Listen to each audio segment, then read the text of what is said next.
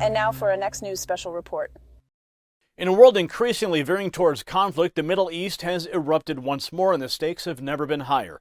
Massive rocket assaults rock Tel Aviv. U.S. troops face unprecedented attacks, and our administration scrambles, preparing for potential mass evacuations. These events aren't just numbers and headlines, they're impacting real lives and shaping our world's political landscape. The question we're all asking, where is this leading, and what does it mean for the United States? You'll find those answers in this report, and don't turn away, because by the end of this special coverage, our final thought will shine a light on why every American in this great republic needs to stay informed and vigilant. The ground is shifting, and you need to be prepared. So folks, as we delve into these pivotal moments in history, remember that bringing these critical stories to you is possible because of the unwavering support of our sponsors.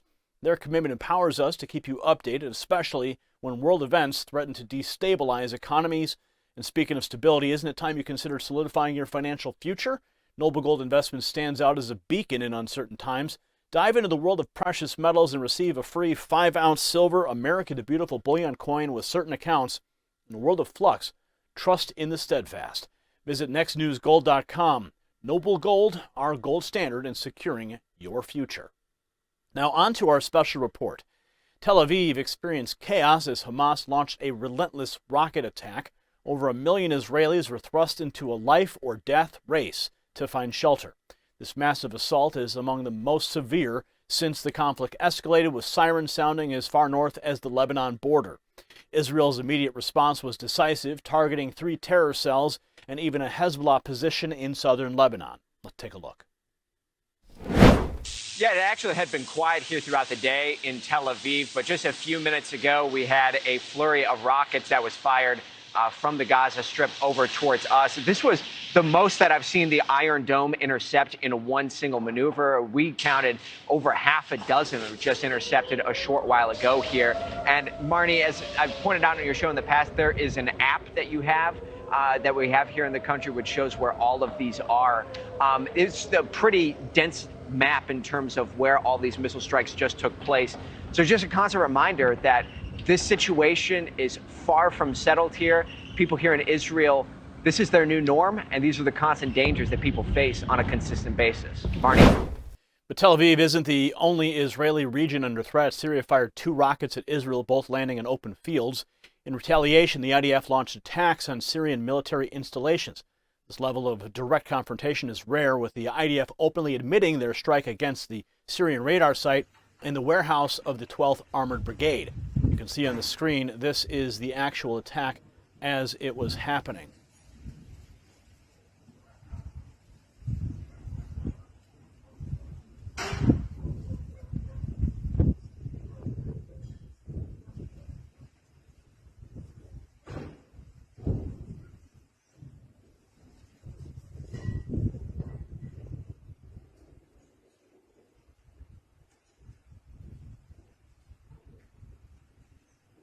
Meanwhile, the Biden administration is sounding the alarms, considering mass evacuations of Americans from the Middle East due to the intensifying Gaza violence. As Israeli forces backed by the U.S. brace for conflict against Hamas, fears over the safety of American citizens loom large. The primary focus right now is on the Americans in Israel and Lebanon, but everyone's hoping that this remains a contingency plan and not a necessity. Watch. And so is the U.S. military really planning for possible evacuation of hundreds of Americans from the Middle East? There's prudent planning, and then there's sort of the tactical level planning right before you execute. What we're talking about here is just prudent planning and thinking. There are no active efforts right now to evacuate Americans from the region. Other than what we're doing in Israel, providing charter flights. There's no active efforts. And we're not parking ships off the coast and getting ready to send Marines in to get people out of, you pick the place over there. That's not happening right now. But what was reported in the press is nothing more than prudent contingency planning. And as I said at the outset, given everything that's been going on the last 2 weeks, it would be irresponsible if we weren't taking pen to paper and taking a look at what that might look like. But there's been no orders given, nobody prepositioned to do it, no moving in that direction. However, it's not just civilians who are in danger. U.S. troops stationed in the Middle East have faced 14 attacks in a week. Pentagon sources revealed these confrontations resulted in the injuries of 24 personnel. One of these, 11, took place in Iraq and 3 in Syria. While the Pentagon points fingers towards Iran, concrete evidence linking these attacks directly to the Iranian leadership remains elusive. Watch. Now, we've also seen over the course of the last few days, actually the course of the last week, but certainly over the last couple of days of the weekend, an uptick in rocket and drone attacks by Iranian-backed proxy groups against military bases housing U.S. personnel in Iraq and Syria. And we're deeply concerned about the potential for any significant escalation of these attacks in the days ahead. At the direction of President Biden, the Secretary of Defense has ordered the military to take steps to prepare for this, to ensure that we're postured appropriately, both in terms of being able to defend our forces and respond decisively as needed. The Secretary of Defense has directed 2 carrier strike groups to the region, and we are now sending more air defenses to U.S. air bases in the region. Now, we know these groups are supported by the IRGC and the regime. We know Iran continues to support Hamas and Hezbollah. And we know that Iran is closely monitoring these events and in some cases actively facilitating these attacks and spurring on others who may want to exploit the conflict for their own good or for that of Iran. We know Iran's goal is to maintain some level of deniability here, but we're not going to allow them to do that. We also are not going to allow any threat to our interest in the region to go unchallenged.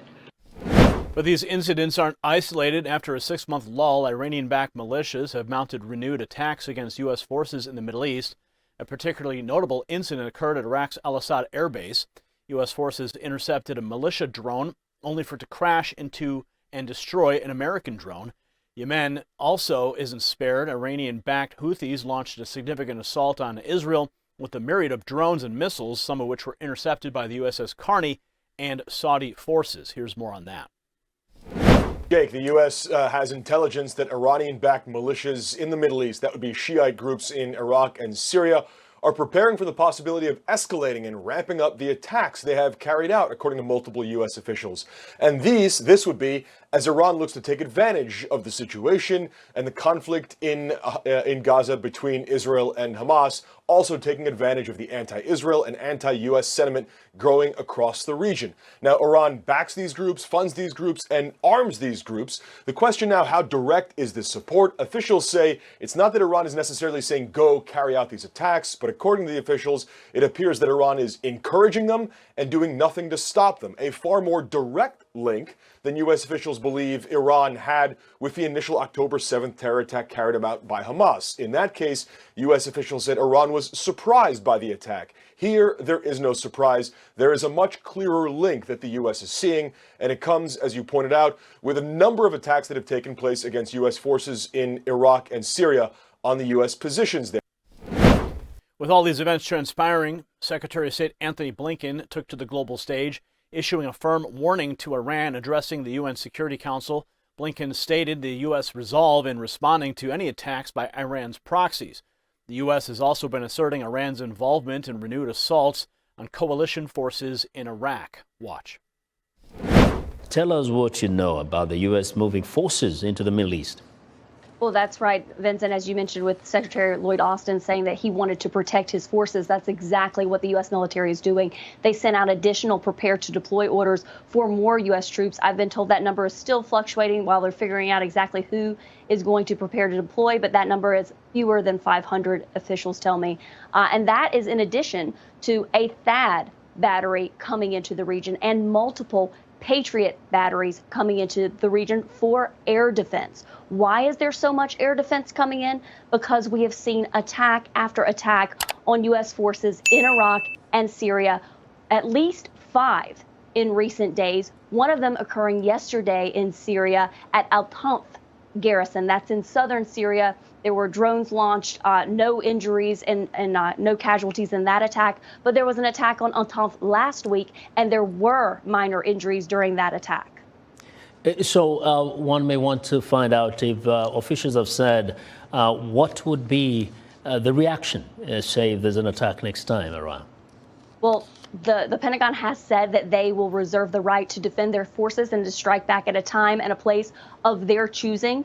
But we're hearing concern after concern here in this building of a significant escalation to the fight that started October 7th when Hamas attacked Israel. But as things continue to spread and spread, the U.S. is coming into the region saying, do not make this a bigger regional attack. Iran, do not escalate this further, Hezbollah or the Houthis in Yemen. But as you see with some attacks, there have been some attacks from Hezbollah into Israel. There were the missiles fired from the Houthi rebels in Yemen that were struck down by the USS Carney.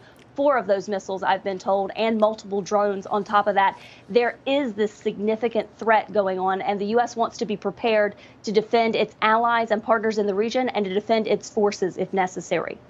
The situation in the Middle East continues to heat up at an alarming rate as tensions mount between the U.S. and Iran. The Pentagon is making decisive moves. 2 carrier strike groups, a fleet of destroyers, cruisers, amphibious assault ships, advanced missile defense systems, and a formal Air Force presence are now being dispatched to the region. While the military deployments are a direct response to recent threats, the Pentagon is crystal clear in its stance. Any threat to U.S. troops by Iranian proxies will be met decisively. Over the past week alone, U.S. and coalition forces have been subjected to multiple targeted attacks, unmistakably backed by the IRGC and Iran's ruling regime. The big question looms: are we on the precipice of a full-blown war between the United States and Iran? Here's what the Pentagon had to say. On October 17th and the 24th, U.S. and coalition forces have been attacked at least 10 separate times in Iraq and 3 separate times in Syria via a mix of one-way attack drones and rockets. So again, those are the initial numbers. We're continuing to work to CENTCOM to ensure we get you the facts on these. These at least 13 attacks on U.S. forces in Iraq and Syria. Do you believe that Iran is responsible for these? Were these all conducted by Iranian-backed proxies? Well, I think we've been pretty clear on this, and my colleagues at the White House yesterday talked about this as well.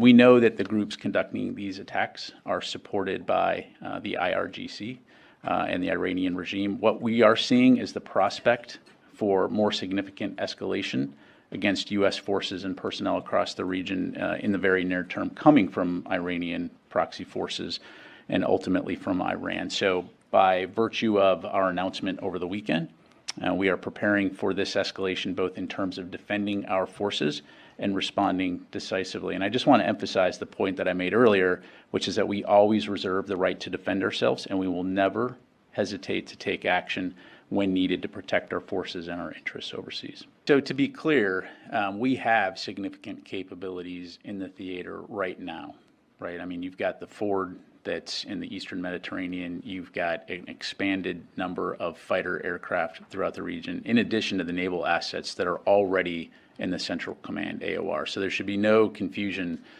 whether or not we have the ability to respond to any potential threats right now. The announcement over the weekend, as it highlighted, is intended to enhance those capabilities and sustain those capabilities for as long as we may need in order to continue to both deter and protect our troops. Since that Hamas terrorist attack, we've also been crystal clear that we do not want to see the situation in Israel widen into a broader regional conflict. And as you've heard President Biden, Secretary Austin, and other senior U.S. leaders say, our message to any country or group thinking about trying to take advantage of this situation to widen the conflict is don't. We've already deployed a significant number of additional U.S. military capabilities into the region to bolster our regional deterrence efforts, strengthen our capabilities there, and enhance our ability to respond to a range of contingencies. In addition to the capabilities that we've already announced, I can also confirm that the New Jersey Air National Guard's 119th Expeditionary Fighter Squadron arrived within U.S. Central Command's area of responsibility today, with additional F-16 Fighting Falcon Squadron, bolstering U.S. posture to deter further aggression in the region. Again, it is our aim to avoid any regional expansion of Israel's conflict with Hamas, but we stand ready and prepared to protect and defend our partners and our interests, and will act to do so. Finally, in terms of force protection, The message is simple. As Secretary Austin has consistently made clear, we will take all necessary measures to defend our troops and our interests overseas. As the dust settles and the smoke lingers, it's clear the Middle East isn't just simmering, it's boiling over. The situation is escalating, and indicators suggest there's no immediate end in sight. Rockets in Tel Aviv, attacks on U.S. troops, and political chess games with nations like Iran showcase a region in turmoil. For us in our republic, it's not just about understanding global politics, but recognizing the profound implications they bear on our national security, our economy, and international relations. Every rocket launched and every life affected reverberates, shaping our future and testing our resilience. As we navigate these tumultuous waters, let's remember the shared human experiences behind every headline and statistic. The fate of the nation hangs in the balance, and so does our role in the unfolding narrative. Stay vigilant, America. The story is far from over. Congratulations, you made it to the end of the video. Now keep up your quest for truth with this next news report. And if you found our channel enlightening, join the millions who agree with you. Tap subscribe. Thank you for watching the Next News Network.